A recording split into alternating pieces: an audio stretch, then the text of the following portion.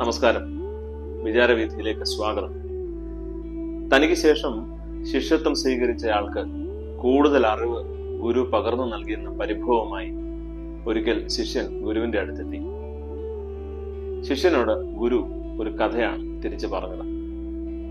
ഒരു യാത്രക്കാരന് തന്റെ യാത്രക്കിടയിൽ ദാഹം തോന്നി.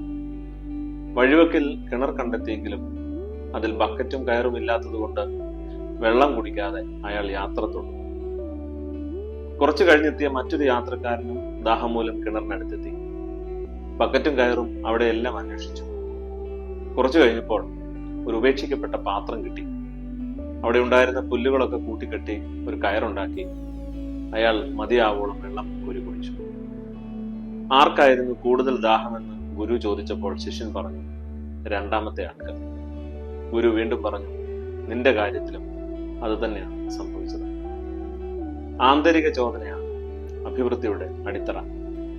ആഗ്രഹങ്ങളും അഭിനിവേശവും തമ്മിൽ തീവ്രതയിലും പിന്തുടർച്ചാ ശൈലിയിലും വ്യത്യാസമുണ്ട്. ആഗ്രഹങ്ങൾ പ്രലോഭനം മൂലമാകാം, നൈമിഷികമാകാം, ഒരു പ്രത്യേക സുഖാവസ്ഥ മുന്നിൽ കണ്ടുകൊണ്ടും ആകാം.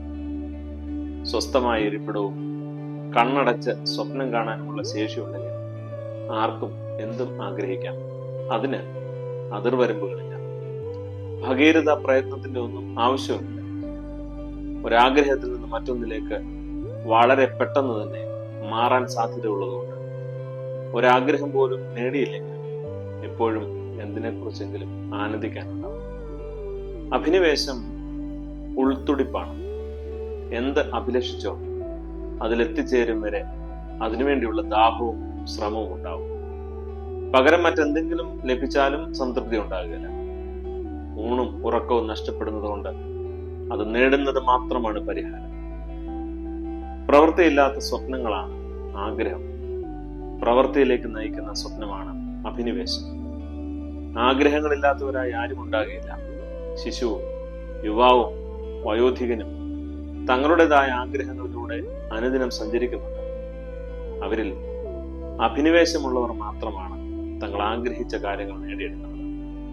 അല്ലാത്തവരെല്ലാം തങ്ങൾക്ക് പ്രായമായില്ല, ഇനിയും സമയമുണ്ട്, പ്രായം കഴിഞ്ഞ് അങ്ങനെ പല ഒഴിവ് കഴിവുകളും തട്ടി തടഞ്ഞ് അവരിങ്ങനെ നിൽക്കുകയാണ്. അതുകൊണ്ട് കേവലം ആഗ്രഹങ്ങൾ മാത്രം പോരാ. നമസ്കാരം.